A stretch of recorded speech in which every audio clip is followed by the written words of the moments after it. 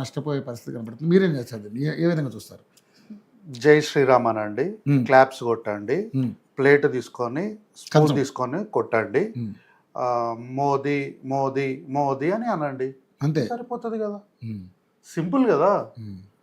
First గట్టిగా జై శ్రీరామ్ అనండి, తర్వాత భారత్ మాతకి జై అనండి, తర్వాత క్లాప్స్ కొట్టండి, కంచము చెంచా తీసుకొని కొట్టండి, గోకరణ గో అనండి, తగ్గిపోతుంది.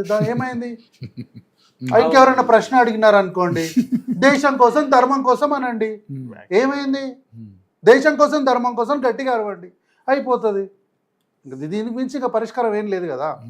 అయితే సరే, ఈ విషయము రాహుల్ గాంధీ గారు ఈరోజు చెప్పలే, ఈరోజు మీరు వార్త ఇప్పుడు చదువుతురు, కానీ మొన్న రెస్పాండ్ అయిన గురించి మాట్లాడుతున్నారు. మొన్న రెస్పాండ్ అయిన గురించి మీరు చెప్తున్నారు వార్త. ఇప్పుడు నేను ఇప్పుడు చదివారు అంటే ఇప్పటికిప్పుడు 5 నిమిషాల ముందు చెప్పిండని కాదు, మొన్న చెప్పిన దాని గురించి ఇప్పుడు మనం చర్చలకు తెచ్చినాము.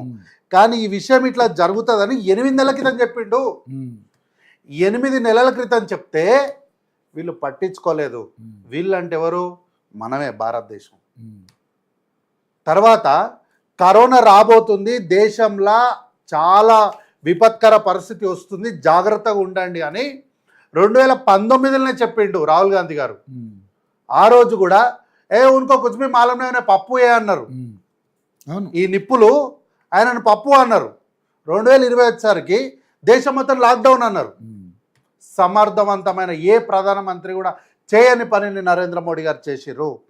ప్రపంచవ్యాప్తంగా పోలియో వచ్చి జనాలు విపరీతమైనటువంటి కష్టాలు ఎదుర్కొంటున్నప్పుడు నా యాప్ లేదు, ఇంకొకటి లేదు, ఇంటర్నెట్ లేదు, వైఫై లేదు, చెమ్ములు లేవు, కంచాలు లేవు, చప్పట్లు లేవు, గాడిదల పైన పోలియో మెడిసిన్ని దేశంలో ఉన్న లాస్ట్ పర్సన్ కూడా అందించిన ఘనత కాంగ్రెస్ పార్టీది, ఇందిరాగాంధీ గారిది.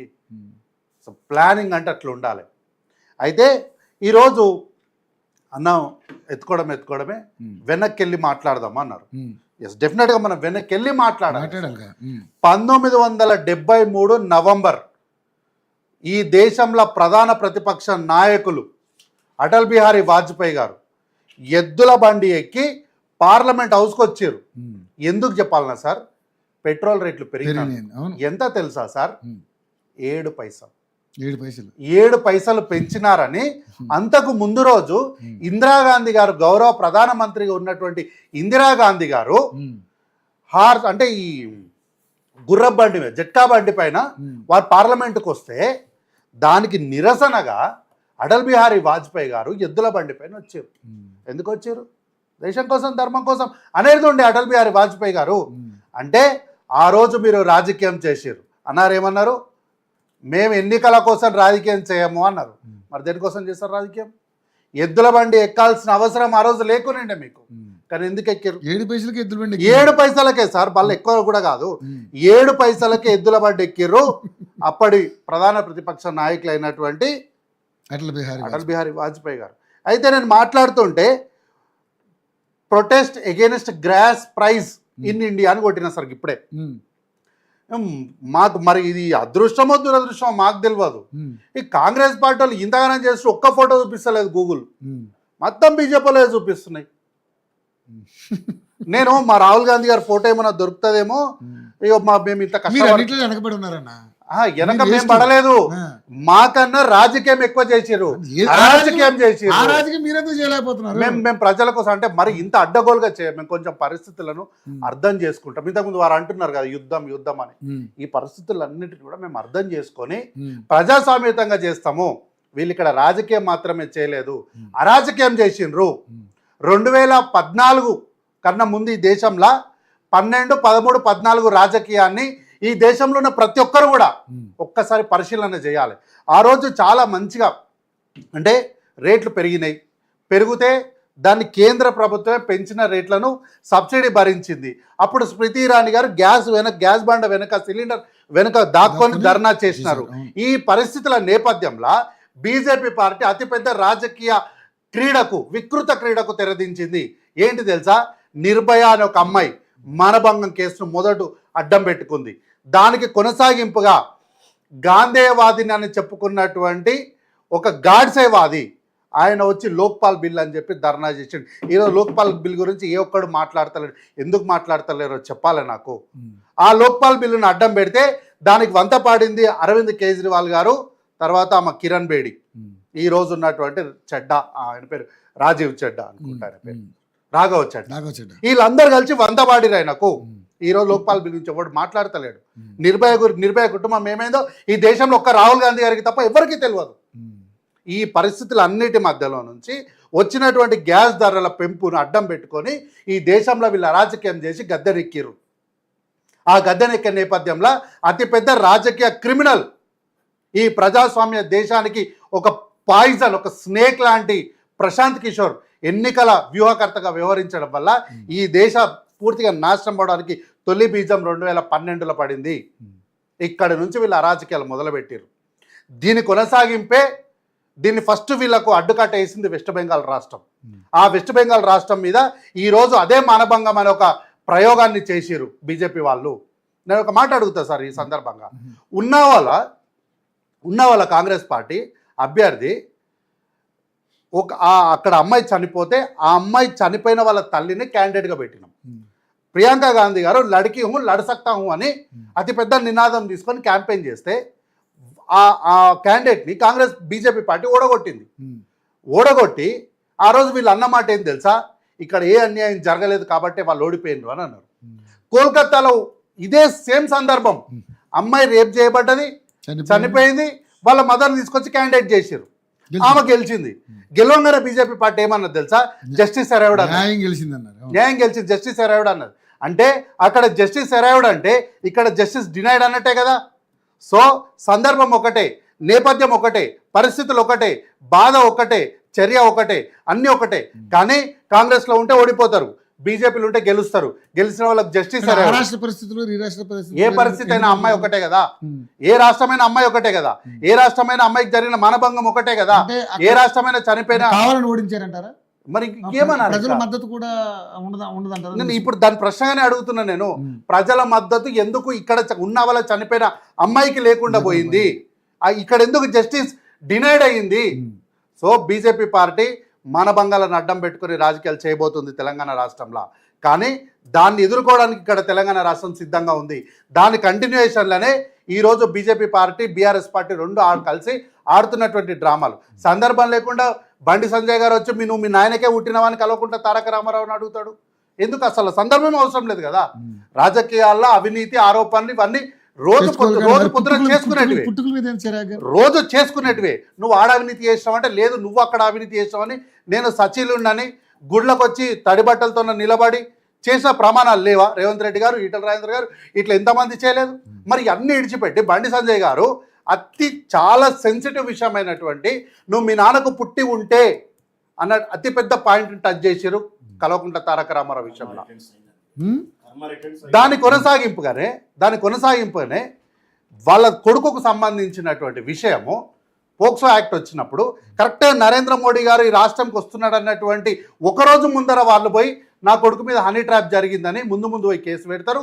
వెంటనే వీళ్ళు వచ్చి మా అమ్మాయికి అన్యాయం జరిగిందని కేసు పెడతారు.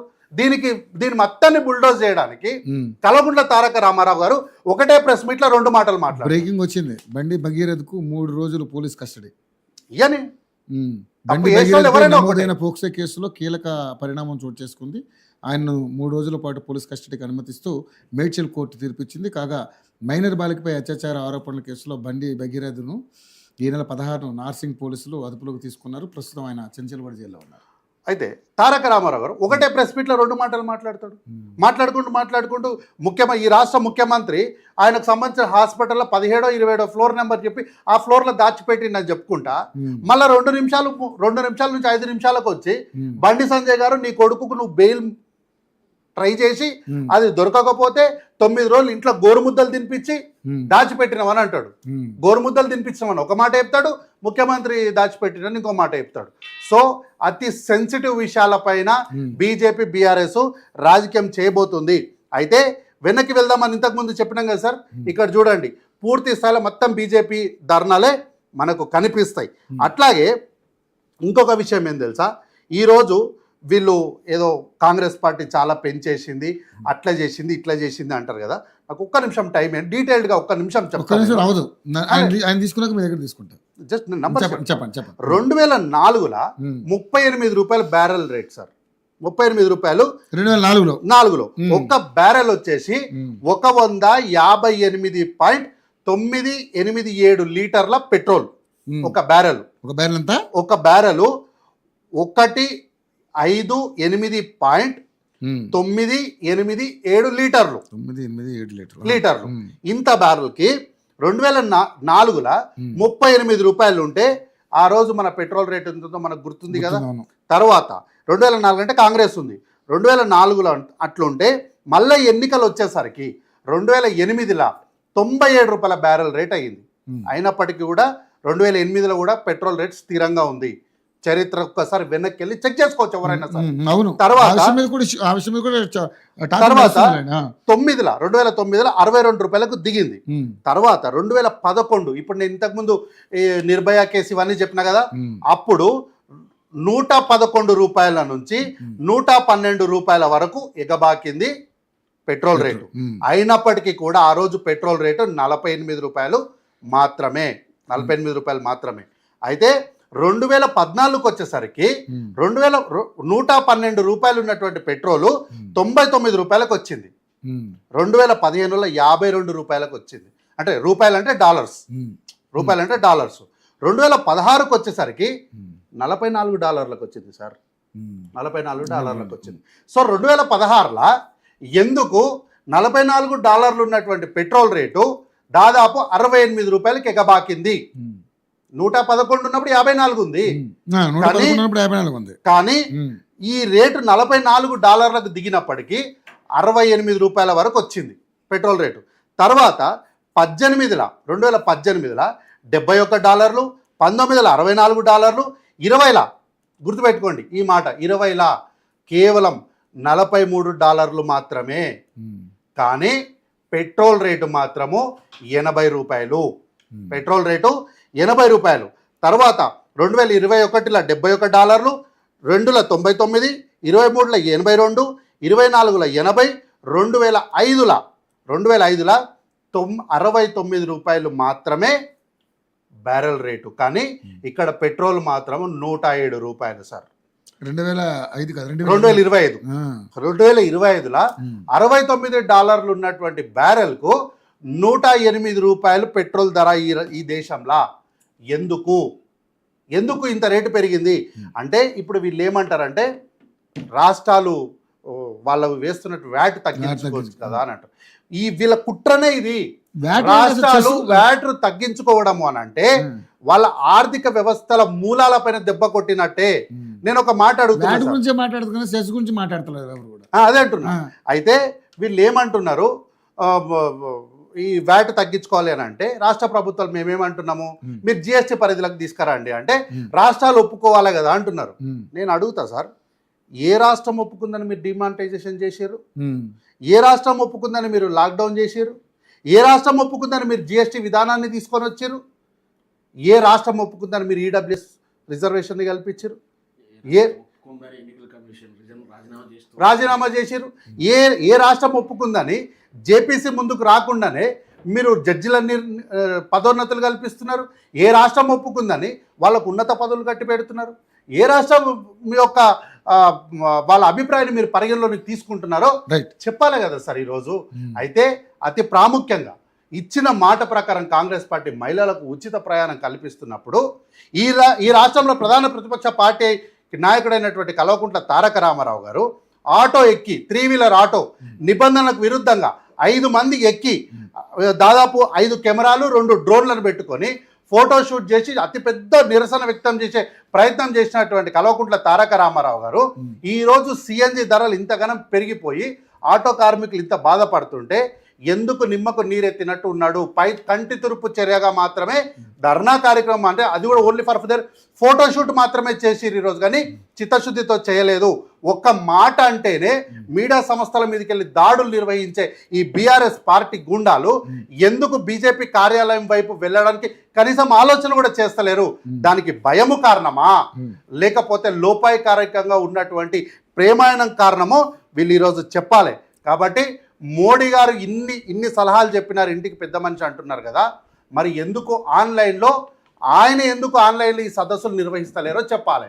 రైట్. మనల్ని నిర్వహించాలని చెప్పిన ఆయన ఎందుకు ఆన్లైన్లో ఈ సదస్సులు నిర్వహిస్తలేడు? కేవలము మెలోడీ చాక్లెట్ ఇవ్వడం కోసము మెలోని గారికి ఇటలీ దాకా వెళ్ళినటువంటి నరేంద్ర మోడీ గారు శుద్ధులు చెప్పడం మంచిది కాదు, ముందు మీరు ఆచరించండి, తర్వాత మాకు చెప్పండి. అందుకోసం 2 కారణాలనే పోతున్నాను. ఒక video just 10 seconds video release చేసి దేశాన్ని మీరు ఇంకా మోసం చేయలేరు. ఈరోజు దేశం మేలుకుంది. రానున్న రోజుల్లో మీరు ఎక్కడైతే మీ ప్రయాణం 2 సీట్లకు మొదలుపెట్టిరో అదే 2 సీట్లకు మీరు వచ్చి తీర్తారు. ఈరోజు భారతదేశం అంతా లేచి నిలబడి చెప్తుంది, beware Modi is there, bye bye Modi, goodbye BJP అని చెప్తుంది. చూద్దాం ఏం జరుగుతుంది అనేది. రైట్. రాజకీయ విశ్లేషకుడిగా సరే, ఇప్పుడు ఇద్దరు వాదనలు విన్నారు కదా, ఉపన్యాసం ఉపన్యాసం